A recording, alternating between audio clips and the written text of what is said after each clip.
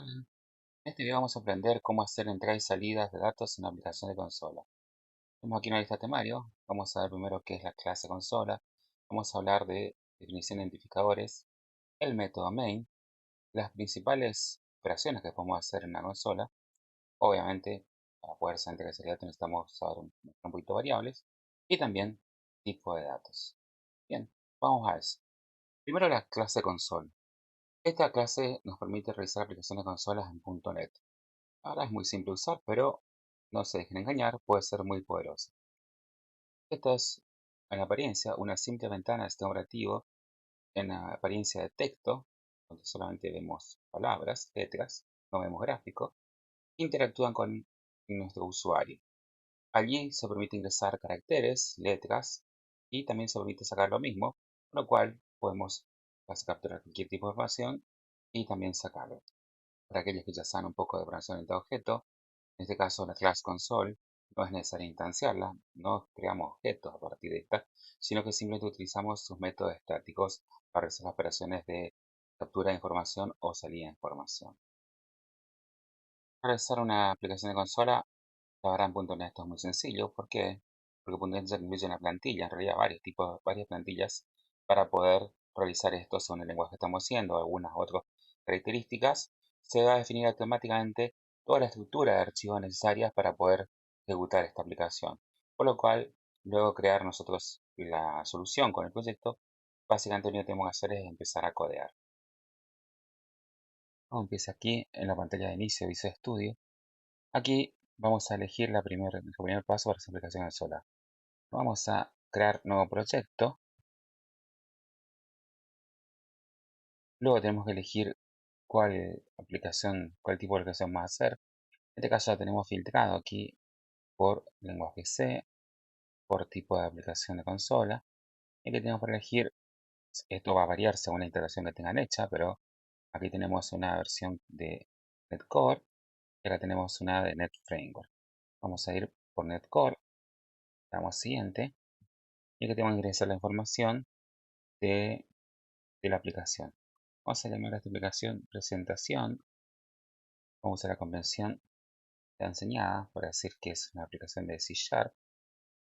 Vamos a cambiar aquí el nombre de la solution, ya solamente es presentation, y vamos a aceptar esta ubicación ya aquí. Ustedes eligen la ubicación que mejor les parezca. Acuérdense de no marcar esta de tilde, de ubicar proyecto y solución en la misma carpeta. Bien, vamos a el último paso. En este caso tenemos aquí net 7 estándar, lo que vamos a usar, y no vamos a usar comandos de nivel superior, o sea, vamos a tener estructura completa.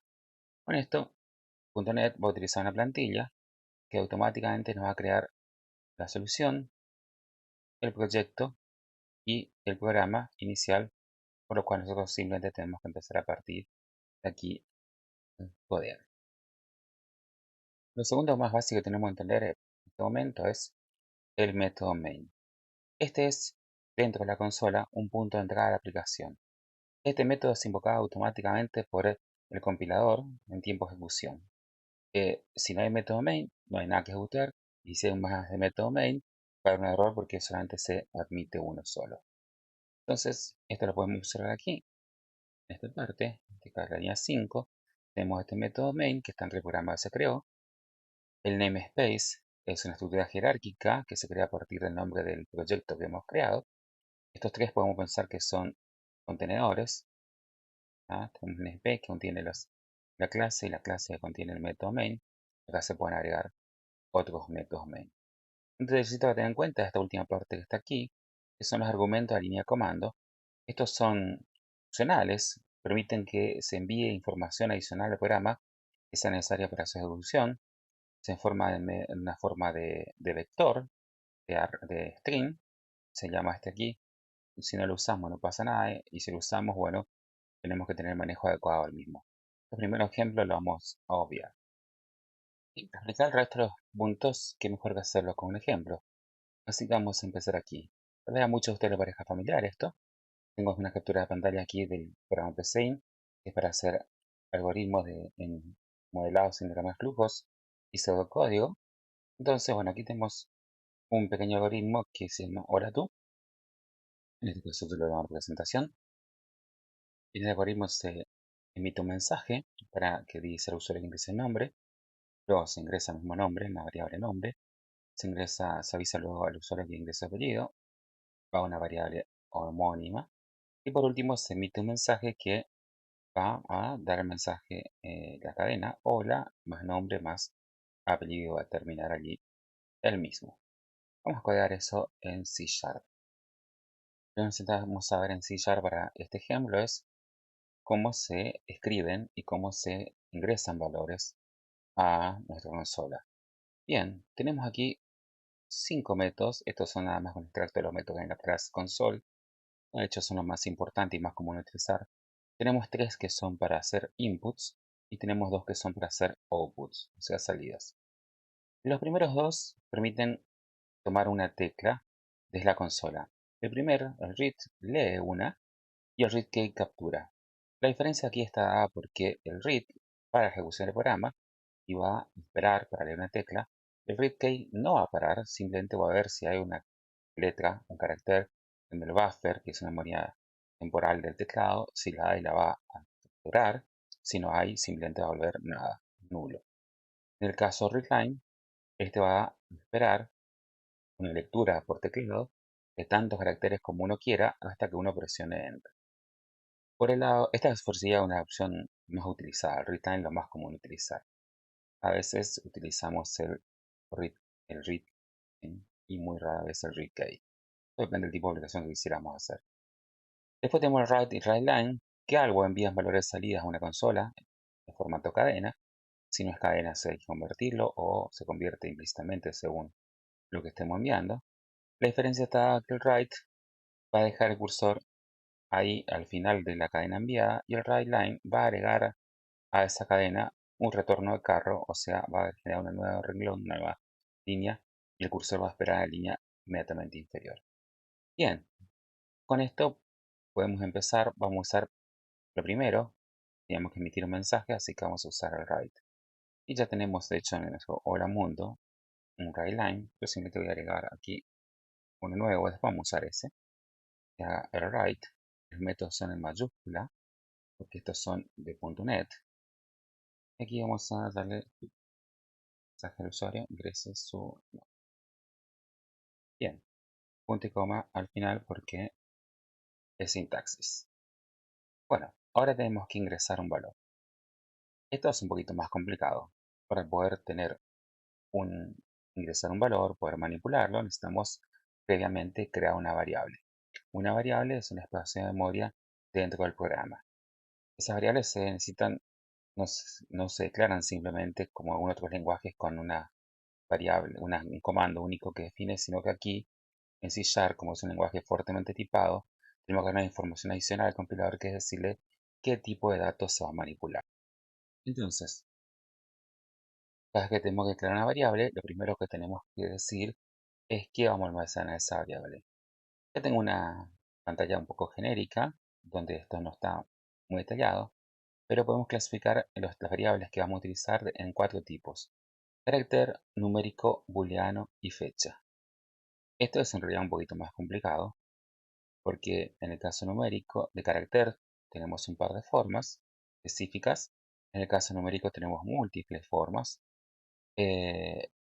Y eso, bueno, va a ser un poco más difícil de decisión, por lo cual vamos a empezar por un poquito por lo más sencillo, que es lo carácter. ¿Qué va a ser el carácter? Cuando se tiene una variable de tipo carácter, ese valor va a ser manipulado como una cadena. Y esas operaciones van a ser ese tipo de variable, y ese tipo de variable va a permitir que se realicen operaciones para un tipo cadena, como hacer búsquedas, reemplazos, recortes, búsqueda de ciertos caracteres, etc. Y acá tenemos algunos ejemplos de cómo se declaran variables. Entonces, aquí tenemos inicialmente acá tengo una sintaxis donde de forma opcional se coloca un modificar acceso. Esto va a cambiar la visibilidad o accesibilidad de una variable. Es un tema que vamos a ver después. Así que ahora es opcional, no es que ahora, sino que esto es opcional en sí. Luego ponemos el tipo de dato, que es lo que estamos hablando recién. y después viene el nombre de la variable, que es algo que vamos a hablar ahora. Acá tenemos un ejemplo.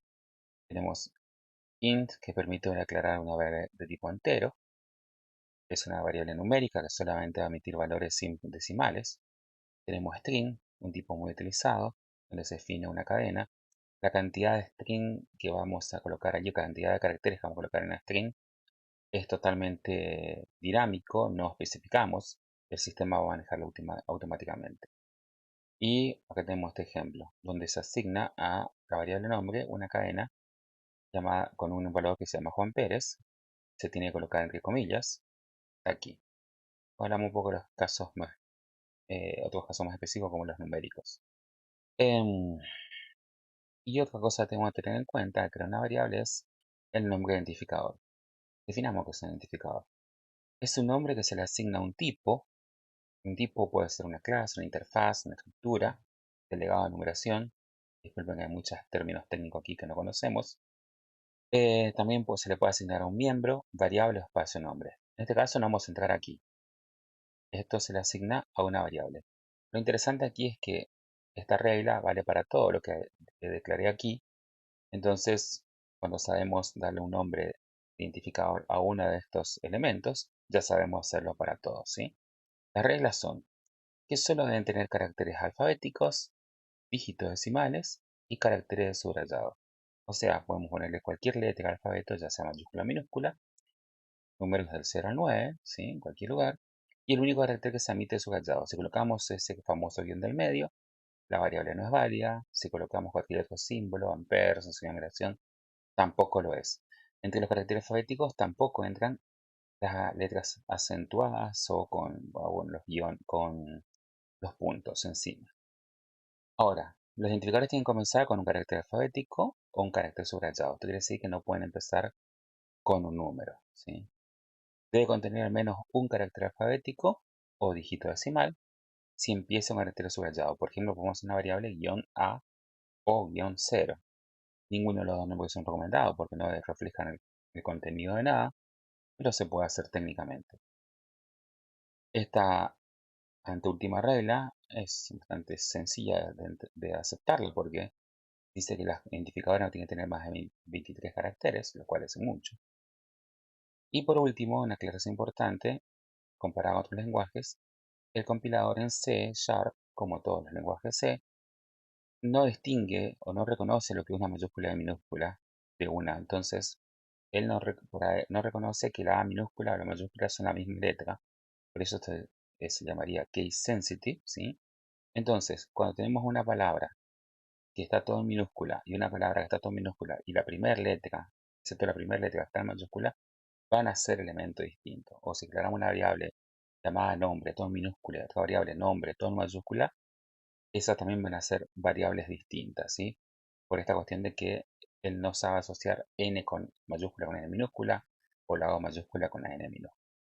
Por lo general, en la mayoría de los casos, en C Sharp, por un par de convenciones que utilizamos, se hacen todas las variables en minúscula y en otros casos se hace con la primera letra solamente en mayúscula y el resto en minúscula.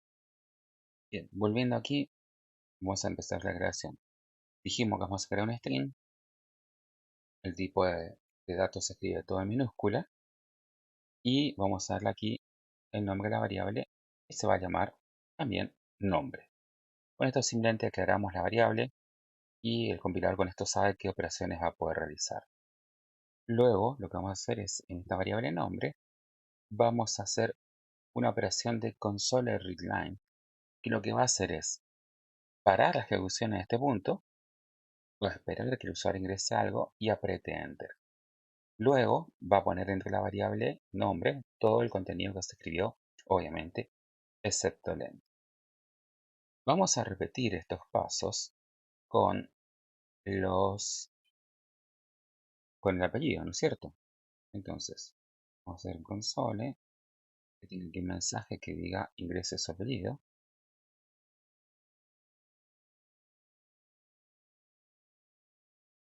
Esto tiene que ser con mayúscula. Vamos a declarar la variable ahora para apellido, también de misma forma, string apellido. Vamos a asignar a apellido la lectura desde la consola y ahora tenemos ingresados los valores. Así que ahora solamente nos falta hacer la operación final. En lugar de decir hello world, vamos a decir hola.